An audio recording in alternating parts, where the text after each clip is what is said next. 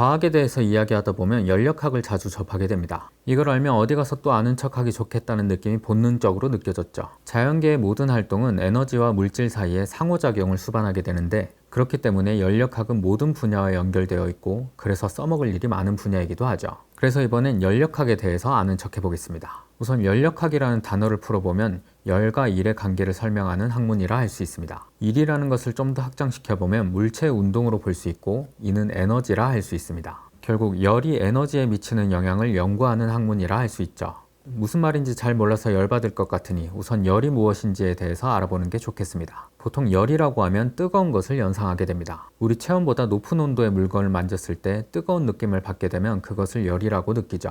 이것을 연력학적으로 표현하자면 온도가 다른 두 물체 사이의 온도 차에 의해 에너지가 전달된 것을 느낀 것이라 할 수 있습니다. 이렇게 봤을 때 열은 에너지 교류 과정에서 발생한 것이라 할 수 있죠. 교류를 해야만 열이 발생하는 것이기 때문에 어느 시스템도 열을 보유하고 있다고 할 수 없고, 열 에너지를 보유하고 있다고 하는 것이 좀 더 정확한 표현이라 할 수 있습니다. 그래서 이 말을 짚었을 때 높은 온도가 느껴지는 친구에게 너 열 있어 라는 표현보다는 너 높은 열 에너지를 가졌구나 라고 하는 것이 좀 더 맞는 표현이죠. 다른 의미로 맞는 표현이 될 수도 있겠네요. 이때 열의 전달 방식에는 세 가지가 있습니다. 열 에너지가 직접적인 접촉에 의해서 전달되는 전도, 열 에너지가 분자들의 이동에 의해 전달되는 대류, 전자기장에 의해 열 에너지가 전달되는 복사가 있죠. 그런데 이렇게 열이 전달되는 과정에서 에너지는 사라지지 않습니다. 다른 형태로 전환되는 것이죠.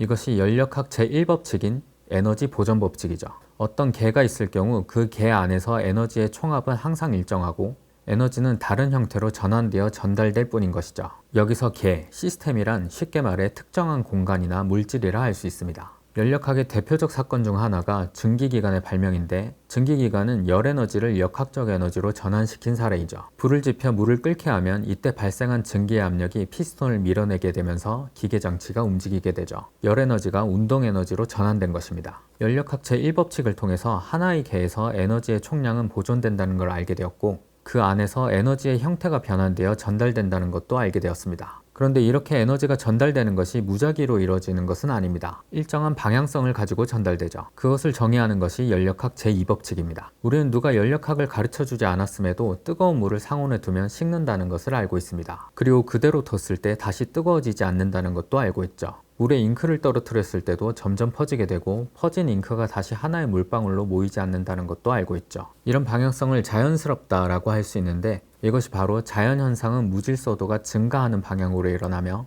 비가역적으로 일어난다는 연력학 제2법칙, 엔트로피 증가 법칙이죠. 비가역적이라는 것은 어떤 현상이 한쪽 방향으로는 자발적으로 일어나지만 그 반대 방향으로는 자발적으로 일어나지 않는다는 것입니다. 엔트로피는 무질서의 정도로 알려져 있는데 물질의 열적 상태를 나타내는 물리량이기도 합니다. 엔트로피가 높을수록 에너지가 무작위하게 분포됩니다. 이는 달리 말하면 에너지를 모으기가 어려워진다는 것입니다. 에너지가 군인들처럼 집 앞에 있으면 일을 하기가 쉽지만 어린아이들처럼 여기저기 흩어져 있으면 일을 하기가 어려운 것처럼 에너지를 사용해 일을 하려면 에너지가 고도로 정렬되고 특정한 형태로 집중되어 있어야 하는데, 엔트로피가 증가하게 되면 에너지가 더 불규칙하고 무작위한 상태로 분산되기 때문에 유용하게 사용할 수 있는 에너지가 줄어들게 되죠. 이렇게 빠져나가는 에너지를 줄여 에너지 효율을 높이는 것이 연력학을 연구하는 이유이기도 합니다. 아인슈타인은 연력학 제2법칙을 모든 과학의 제1법칙이라고 하기도 했죠. 제 방이 계속해서 지저분해지는 것은 지극히 자연스러우면서도 과학적인 일이었던 겁니다. 연력학을 5분 정도 공부하다 보면 연구기관은 불가능하겠다는 감이 옵니다. 하지만 연구기관을 만들었다고 주장하는 분들도 있죠.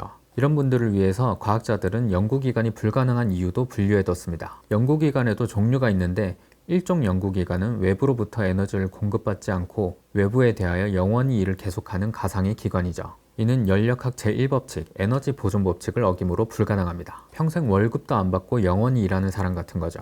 이종 연구기관은 받은 열의 100%를 일로 만들 수 있거나 일을 하지 않으면서 열을 차가운 곳에서 뜨거운 곳으로 옮기는 장치인데, 이는 연력학 제2법칙에 위배되죠. 그런데 3종 연구기관은 이야기가 조금 다릅니다. 외부에서 에너지를 공급받거나 외부의 일을 하지 않으면서 운동을 영원히 지속하는 기관이 3종 연구기관입니다. 1, 2종 연구기관과 달리 3종 연구기관은 물리법칙을 어기지 않습니다. 3종 연구기관에 근접한 것이 초전도체입니다. 연력학 제3법칙은 절대 온도 0K에서 완전 결정체의 엔트로피는 0이 된다는 법칙입니다. 그런데 이것은 이론적으로만 가능한 이야기입니다. 절대 용도에 도달하는 것이 현재로는 이론적으로만 가능한 일이기 때문이죠. 실제로 절대 온도 0K에 도달하는 것은 불가능하지만 극도로 낮은 온도에서 물질과 시스템의 특성을 이해하는 기반을 제공하는 법칙인 것이죠. 이렇게 연력학 제1, 2, 3법칙이 19세기 중반부터 20세기 초까지 확립된 이후 1930년대에 새로운 연력학 법칙이 제시되었습니다. 그렇다면 연력학 제4법칙이 되는 것이 맞을 것 같은데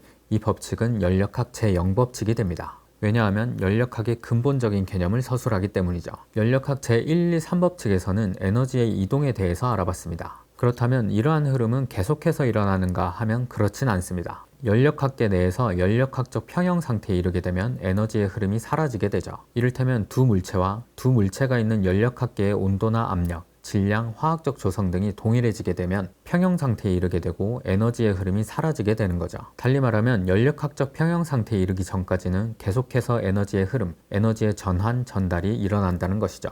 열평형의 법칙이라고 불리는 연력학 제0법칙은 모든 물체가 온도라는 특성을 가지고 있다는 의미를 내포하고 있습니다. 그리고 이는 온도 측정의 기초 근거가 되죠. 어떠한 물체에 온도계를 접촉시켰을 때 온도계의 눈금이 움직이지 않는다면 온도계가 맛이 같거나 온도계와 물체가 서로 열적 평형 상태에 있음을 알 수 있죠. 이상으로 연력학에 대해서 간단히 알아봤습니다. 어디 가서 아는 척하기 딱 좋을 만큼만 설명을 하다 보니 많은 부분들이 생략되어 있죠. 좀 더 자세한 내용을 알고 싶으신 분은 관련 학과에 진학하시는 걸 추천드려 보면서 과학기술이 세상을 바꿉니다. 언제나 그랬듯이.